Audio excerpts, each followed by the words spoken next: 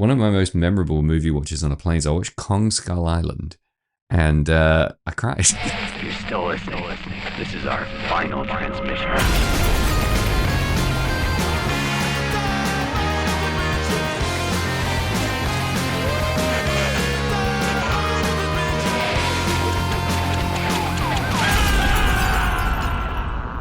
Hi everyone, welcome to Final Transmission. I am one of your hosts. My name is Jamie. With me, as always, is my good friend Sam Russo. Say hi, Sam. Hi, everyone. How are you doing today? I'm doing fucking terrible. How you doing? I'm doing okay. I've got a beer on the go. I've got Sam's webcam directly in front of me. What else could you possibly ask for?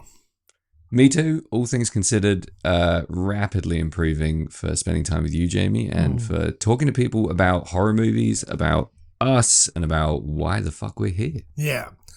So this was born out of our friendship. We've been friends for a long ass time right now. And we've spent many a night in a van or hiding in a dark room in a house party. Yep. Chatting shit. And having a wonderful time, mostly chatting about movies. Mostly just getting pumped about stuff. Yeah. We like to like things. So, Yeah. And we thought, 10, 12 years in the making, why not record the chats that we have and send them out into the world, like that episode of Ren and Stimpy where Stimpy gives birth to a fart called Stinky. Exactly what you're going to say. Yes, this is our stinky fart, and we hope you enjoy it. I love the idea of just talking to you endlessly and listening to all your amazing film knowledge and all the movie stuff that you love, and just getting pumped on it and sending it out to people and hoping they feel the same. That's what we're here for. That's why we're here.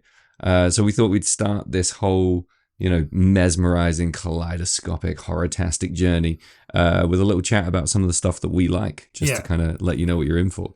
So we're going to talk a bit about some movies that we like. I sort of approached it as what are 5 movies that I would show to someone to say, this is my personality. This is like how you get to know me. I used to, when I was like 15, give girls that I wanted to date a copy of Der Steppenwolf by Herman Hesse and be like, if you read this, you'll understand me.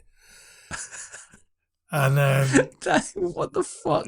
That's the biggest ask you could ever imagine. Before you know me, before we even talk, here's an entire novel for you to read. What do you think? Yeah, well, it's just a little bit of German pre-beat werewolf insanity. It's great. Sure, it works. I have a guy... a friend of mine who had no chat up lines. People would say he had no game, and he did not know what to say to people that he was interested in. So he asked us one day if this would be a good chat up line. He said, "Is it if I go up to them and tell them I've read the Silmarillion? Is that a good chat up line?" We said, "Fuck yeah, it's a great chat up line." So he used to go up to people and say, "Hi, I've read the Silmarillion, and that was his opening gambit. Pretty good. How's he doing now? Great. He's doing great now. He's fully married and goes to a lot of metal festivals and works for cancer research, so he's killing it. Perfect. Didn't think I'd be shouting out Mike Smith in our first episode. Feel free to cut that if it's irrelevant. I can't fucking imagine using any kind of chat outline on another human being. It's absolutely mortifying to me. I don't think I ever did it as a kid either. It's the idea of just talking to women frightens me to my core. So, and that's why we're here. Yeah. That's what got us here. Have you read Der Steppenwolf, by the way? No, dude, no. Have you not? I'll lend it to you. No. So you can understand me. Yeah, I really want to sleep with you at some point. So if you're going to, if we can preheat that oven a little bit, that'd be great. It's an amazing book. Have you read any Herman Hesse? No. Wild to me. Wild that you love all like the sort of drunken romantic types.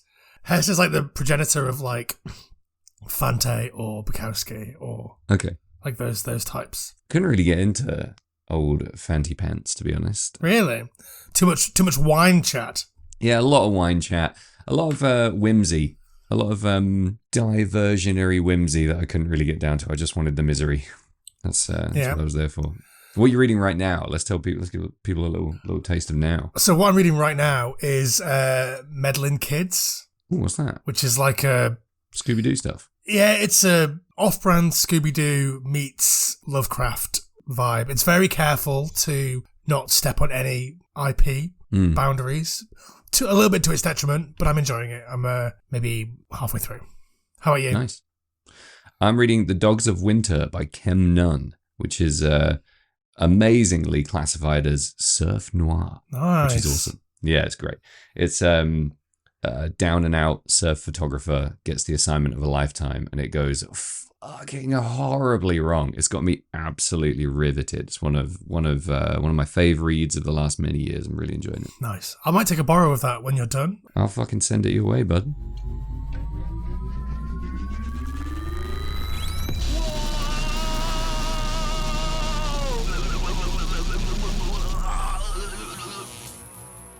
Whoa, holy shit. I guess that's why they call it Phantom Power. Jamie, Yes, mate. guess what? Go on. Final Transmission, this podcast that you are very much a part of, is brought to you by Red Scare Industries, Chicago and the world's greatest record label. Holy shit. That's cool. That's pretty great. Why do we love Red Scare? 1,000,001 reasons. Mainly the music. Out now on Red Scare, we've got Head Full of Snakes by the band Tightwire. Superb, highly polished punk rock bangers for fans of Blink-182, The Copyrights, The Lillingtons, etc. Buy it now before it fucking explodes. I've not heard this record yet, so I'm going to buy it right now. Well, after we record this. No, I'm going to watch you buy it right now. Show Daddy how you buy records. And let's go back to the show. So do you want to chat about the movies that define your very being, solidified on this podcast forever? Yeah. Before we go on, you said 5 just now, but you texted me 3. I think I texted So you. do I get 5? I think I texted you 4. What the fuck? Somewhere between 3 and 5. Okay. I've got come 10 up with one on the fly. but- Yeah, exactly. I've got 1,000. I just fucking wrote down 3. Fuck me. Okay. Okay, so give me your first recommendation. Okay. So bearing in mind this is in nowhere definitive list. However, I think this would be on any definitive list I ever made in terms of favorite movies that mean something to me, that I grew up with, that I love now. I think it fits in nearly every list I have, and that is a little known classic called Wayne's World. Yeah? Yeah, I mean, I'm just an enormous Mike Myers fan, for better or for worse. I laugh at basically anything Mike Myers does, even the really twee, cheesy stuff, even the stuff that's kind of hammy and obvious. But I really feel like Wayne's World captures something that's absolutely fucking 100% unique. And that is a character in a world created by, this is like an Illinois suburb of Chicago guy and world created by a Canadian by way of British parentage that just kind of trickles down this comedy funnel into a movie that's really moving, that's actually kind of instructional when it comes to the ways of the world and life and love and friendship, but that is above all else fucking stylish and hilarious. And I think Wayne's World to me laid out a blueprint of what was funny from when I was a kid until I was in my late teens, and I still go back to it time and time again for 1,000,001 reasons. But the cast just fucking blew my mind. The music's incredible. The jokes are absolutely bang on from start to finish. The pacing's perfect. Visually, it's fantastic. It's set in a part of the world that I love and that I'm obsessed with. And it does everything I need a movie to do in the kind of comedy realm. Yeah, no, I was always a big fan of Wayne's World when I was a kid. I don't think I've seen it in 10 years, maybe longer. Whoa. But I was a huge fan of it when I was a kid. I had a book. It was called Wayne's World Extreme Close-Up. I've got that book. It was great. I used to read it all the time. I so much of my personality now is defined by my love of Wayne's World when I was a kid. Fuck yeah. Like I got really into SNL. Mm-hmm. I got really into like Mike Myers. I would put So I Married an Axe Murderer above Wayne's World, but I think that's the niche little dickhead inside me trying to get out, you know? I mean, that's the hottest take I've ever heard in my entire life. Trying so hard not to rise to the bait. The poetry scenes in So I Married an Axe Murderer have me in bits because it's pure Mike Myers, right? Yeah. That's straight from like his ill-fated stand-up and probably like the stuff that he couldn't quite flesh out in SNL. I think it is a fucking really funny movie, and those scenes in particular crease me.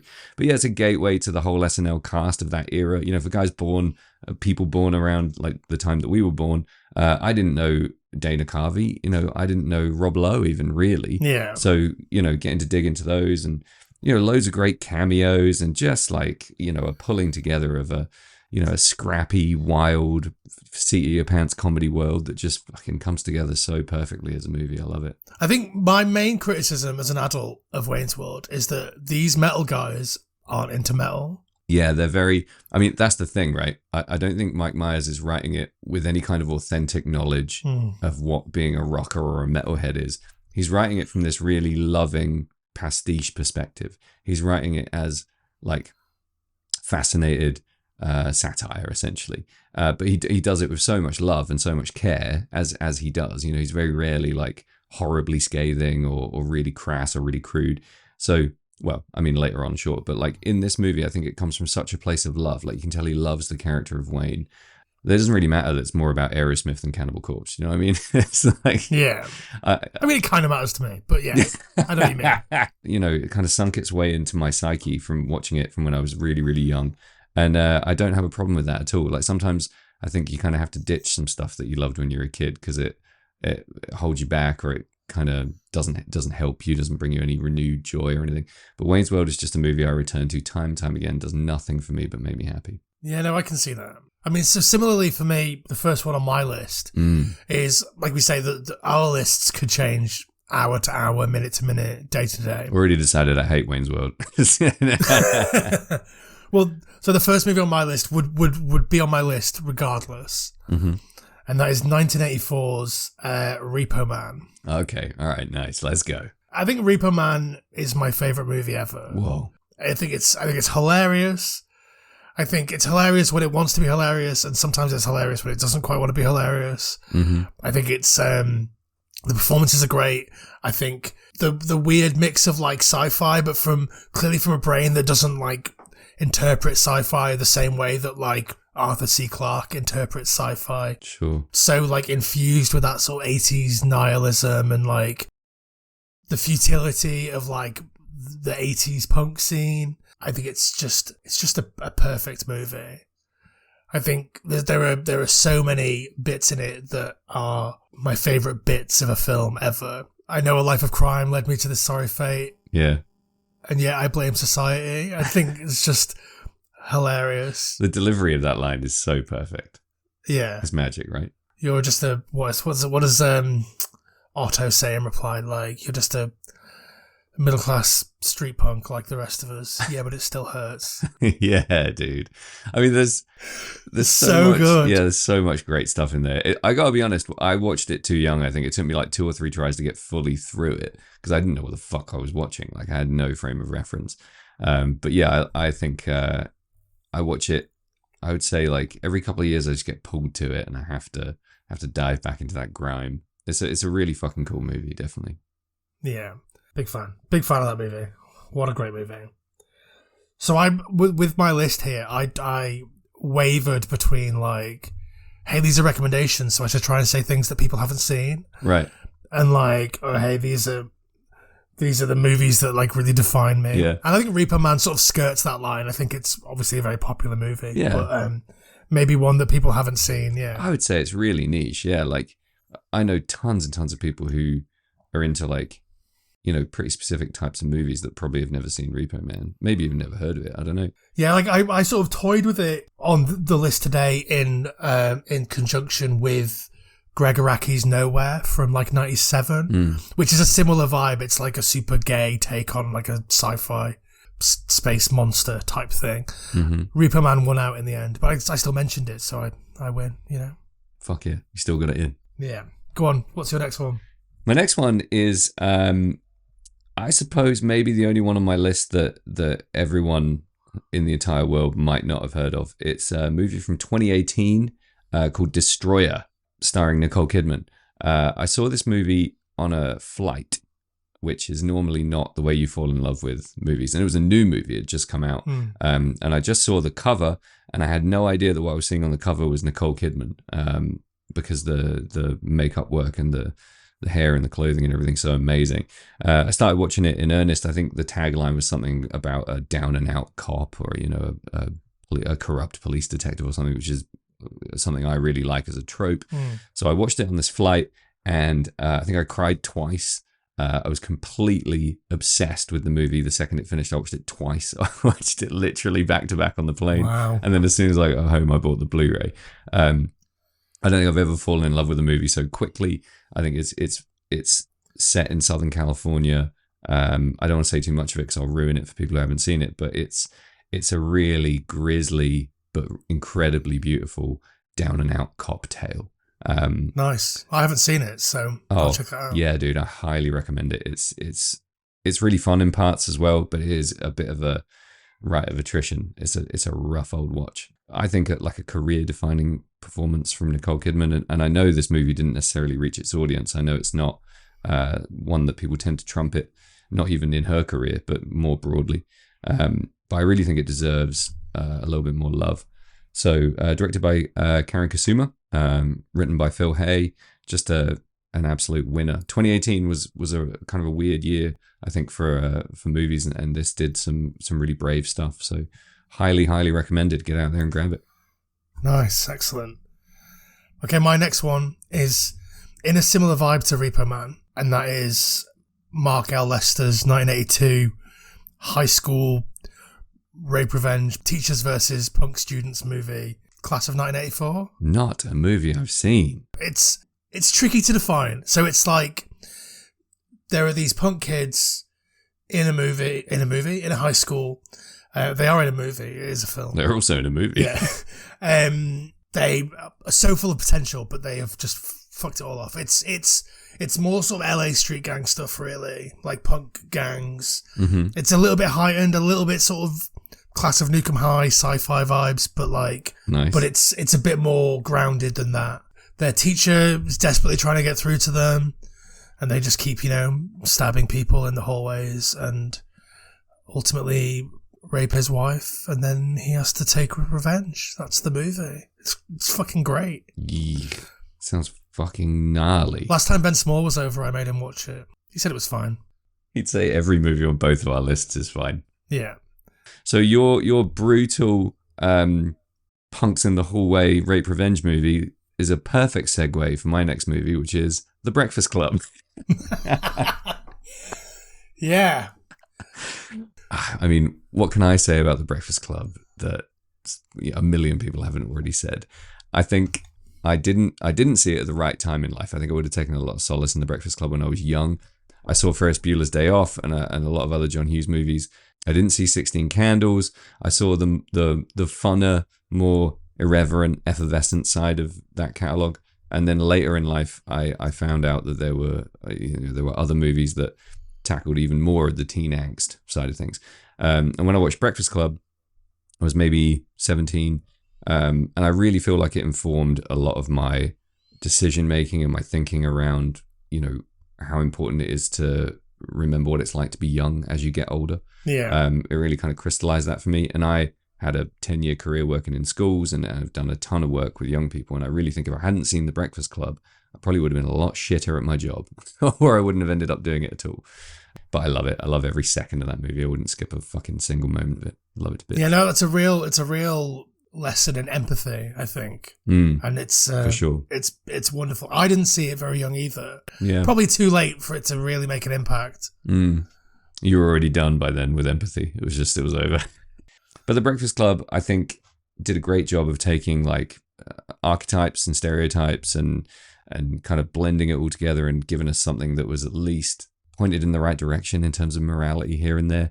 It is a movie that kind of asks you to question your judgment a little bit when you're judging people, especially when you're putting people in boxes. And for a movie of its time and a movie that was aimed at a really wide audience, I think it kind of did a really good job of sneaking in some pretty good digs at adults, the system, the world in general, the way things work.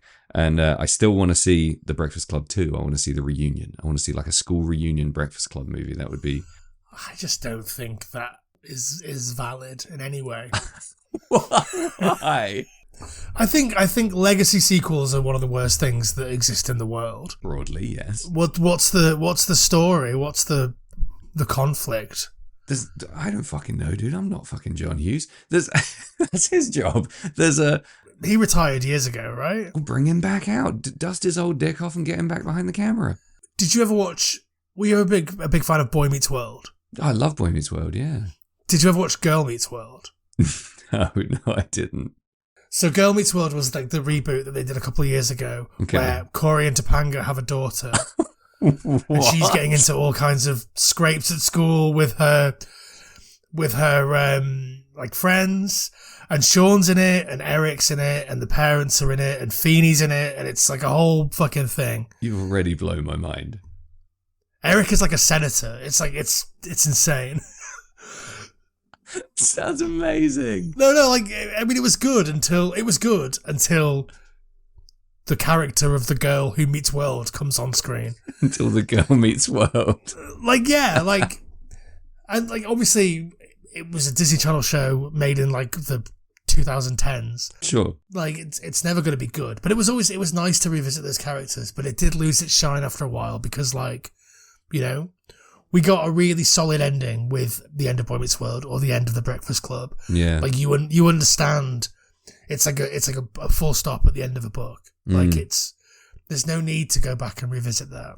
I agree. Like it might be nice, but then what's the value? What's the story that we're going to tell there? Like that story's been told. Yeah, and I think so there's kind of two ways in my mind to look at this. You know, as Bender walks away, you're left with that resolution, right? Everyone's kind of learned their lesson, done their thing, and that's the end of the fable. But the way I feel about these, are we calling them reboots, I guess, or you know, legacy sequels, etc. Legacy sequels is legacy sequel, yeah. Yeah. The way I feel about them is I'm not so hardline that I think it does anything to the original material if a legacy sequel exists. I think the original still exists in its own vacuum, its own universe, and it is what it is.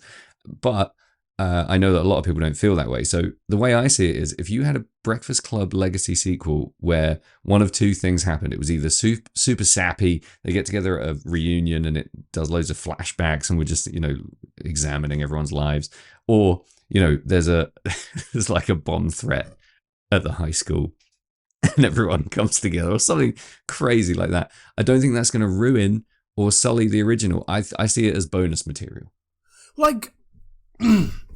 I can agree with you, but I also think like part of the joy of a film like The Breakfast Club, more so than say Halloween, is wondering what happens to those characters after the credits roll. Absolutely. And so if there's a definitive answer to that, and the answer is bullshit, then that does do something to the original in my mind. It makes me stop having the same relationship with it. Yeah, no, I can totally see why, and I know a lot of people feel exactly the same. I love that kind of long lost feeling of, you know, finishing watching a movie and kind of laying in bed and thinking about all the eventualities. What happened next? What happened to this character? Where did she end up? What happened?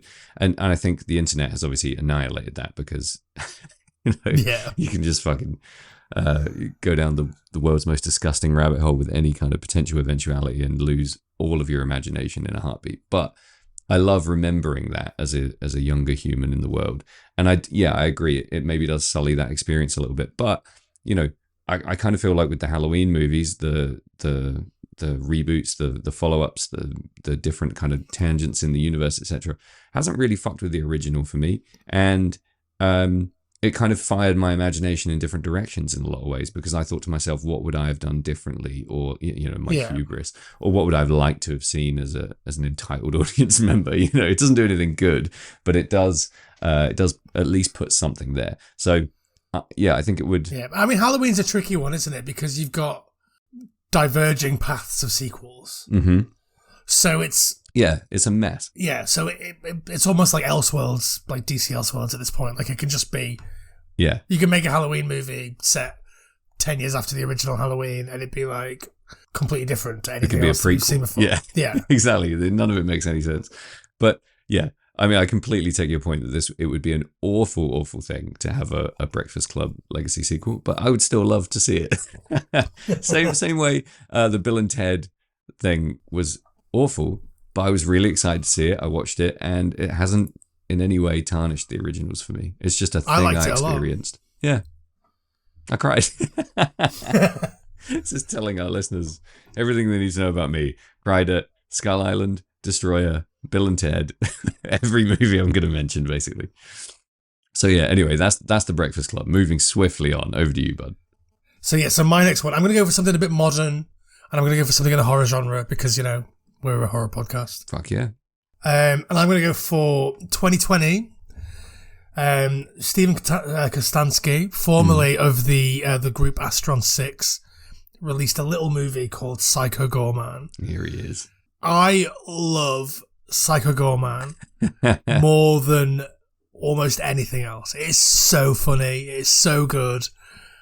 Like, Steve Kostansky has got this magic way of making terrible special effects that are like super low budget special effects, but just making them feel lived in and real. Mm-hmm. And like, they're still goofy and they're meant to be goofy. That's kind of the point. But like, Psycho Gorman is the touching story of an ancient evil space dictator who's trapped underground on Earth for loads of years until a young girl comes across the crystal that controls him, and they become best friends, and they save the Earth together through a series of horrible, gory, violent scenes, and also some like songs. It's great. A tale as old as time. Have you seen Psycho Gorman?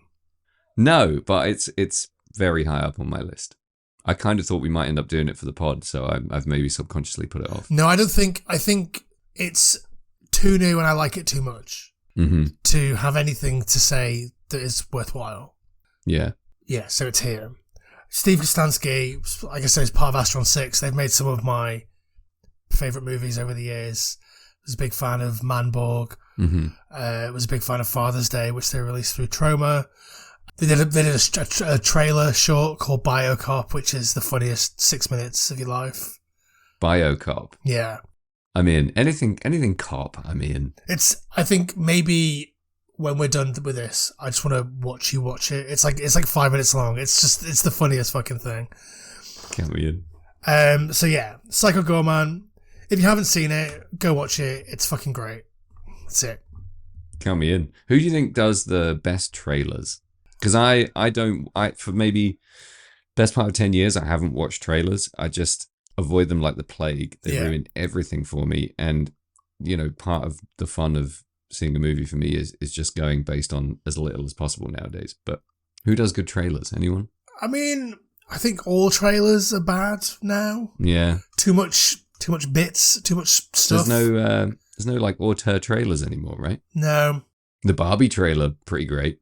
Well, the Barbie trailer was pretty great. The first one, which was the openings of 2001, but that's just the start of the movie. It's not like an actual trailer. True. Maybe that's it. The art of the trailer is dead. Yeah. There is a big difference between just like showing a bunch of shit in a movie and putting together a trailer. Maybe that's the trick. Well, I went back and watched a couple of the trailers of the movies that we've looked at for the podcast, and way better then than now, I would say. Yeah. I could watch a trailer back then on a VHS and not feel like I'd watched the entire movie, Yeah, I think the thing that's killed the trailers is like the lack of voiceover. Oh my God, you're right. Like, I think that the voiceover is doing something. It's telling you a story, but it's not the story of the film. It's ambiguous. Yeah, it's giving you like, here's a snapshot of this movie that you are now going to watch because you've watched this trailer. Yeah. So I think that's the downfall of trailers, is the lack of voiceover. That one guy died, and so no one's doing In a World. That's a great point, though, because there's an artistry to that. There's a narrative. There's a clever little balance of narrative structure there. In that tiny little window of time, you've got to show an audience what they want to see. You've got to coax them in. You've got to leave them wondering. And you've got to essentially tell them enough about the movie to make them pay to see it, but not so much that they think they've already seen it. That's fucking clever. Now it's just a montage of the bits that tested best or the bits that elicited the biggest reaction. It's like a fucking TikTok. Anyway, that's a whole other tangent. Can you tell I'm stalling off doing my fourth movie because I've got 6 written down here to pick from? Go on. So because you chose a horror movie, I'm gonna say something that I'm probably gonna kick myself over in no time, but I'm gonna go with Friday the 13th. Okay. And I'm gonna stop talking there before I say part 4. I'm going with Friday the 13th because it's the horror movie that made me love horror. Basically, it's not by any stretch of the imagination my favorite horror movie, or even the best of that kind of horror movie for me, if I'm totally honest. But from the second Mrs. Voorhees shows up until the end of the movie, it's some of my favorite shit to watch on a screen. Yeah.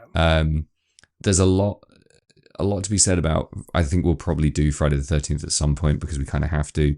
So Friday the 13th for me doesn't necessarily hit the mark in a lot of regards for the first maybe like hour of the movie, but it's the first movie that made me obsessed with something dark and something horrific. So it also spawned a whole bunch of stuff I love and a whole bunch of stuff I can't stand.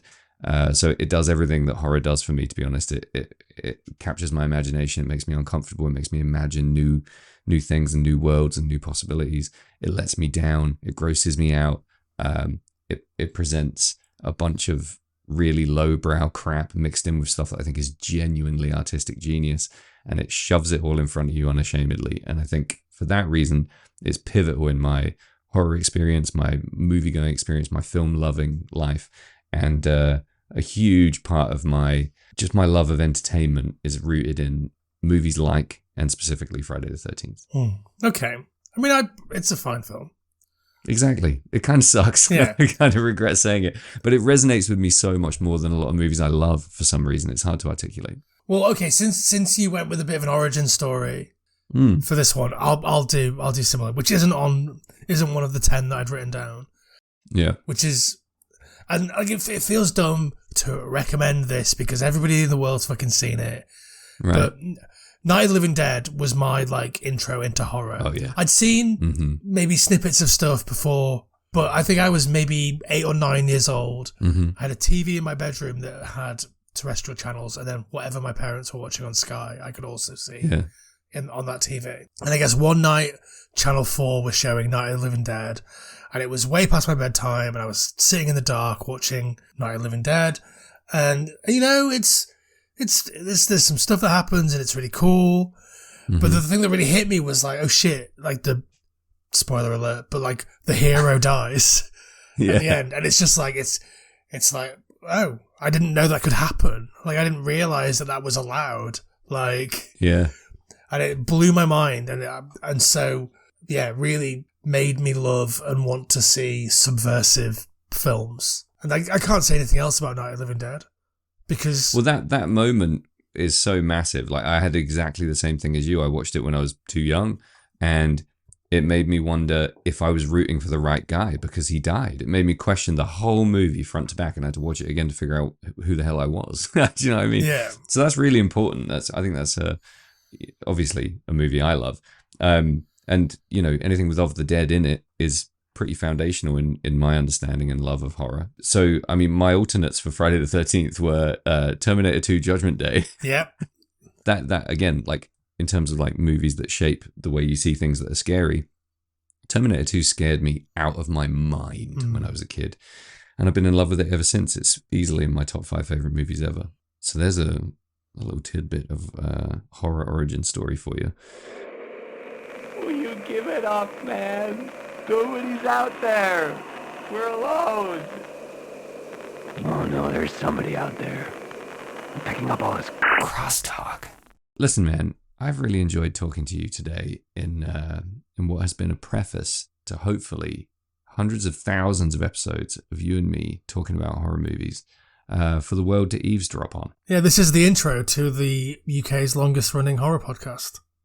Yeah, this is where it all began, everyone. When you look back on the UK's longest running legacy horror podcast, when you're talking to your friends about what's the greatest reboot legacy requel that you've ever heard or imagined in your entire life, think of Final Transmission, because this is where it all started, this ground zero.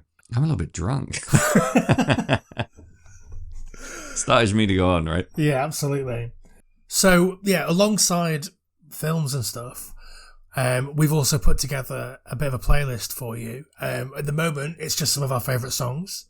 But if you, I'll link it in the show notes, and if you hit follow, we will update that playlist every time we release an episode. So you will always have new and exciting things to listen to. That's a promise. That We is will definitely do that. That is a promise. I might make that your responsibility. Great. That is definitely a promise. No, I'm down with that. Jamie and I both respectively have music projects that we work on pretty much tirelessly and continuously. So for you, maybe. I've had one throwing stuff gig this year, and we might have another in a few months. Which is terrifying. Yeah. I saw your recent post on social media where you had messaged your band's group and said, I thought we agreed not to practice anymore. There was some context to that, which was carefully snipped out by Kieran fucking Kelly. Yeah, there you go. So check out Throwing Stuff, one of the UK's finest hardcore punk bands, and one of my favourite hardcore punk bands of all time. Oh, well, that's very nice of you to say. Yeah, no exaggeration, no word of a lie. I love Throwing Stuff as much as I love fucking any hardcore band, basically. And check out Sam Russo. You should check out Sam Russo, especially if he's walking away from you. He won't say. Hate to see you go, love to see you leave, or whatever people say. Yeah, Face Off could have been on the list. Could have been. Probably, let's do a whole... No, let's not go back. But yeah, check out Throwing Stuff. Check out Sam Russo. And do all the dumb bullshit that everyone says you should do, like rate and review. We love reading reviews. Yeah. We especially love reviews that are scathing and hilarious. And check out social media bullshit. Do that. Yeah, you can follow us on Instagram at FT Horror Show.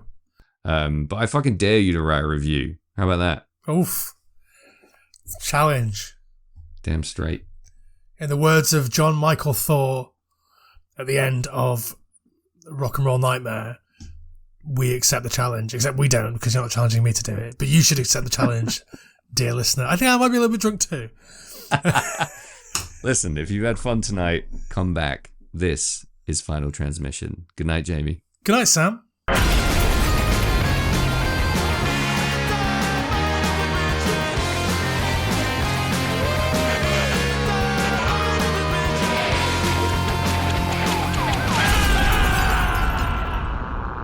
Bum, bum, bum. We did it.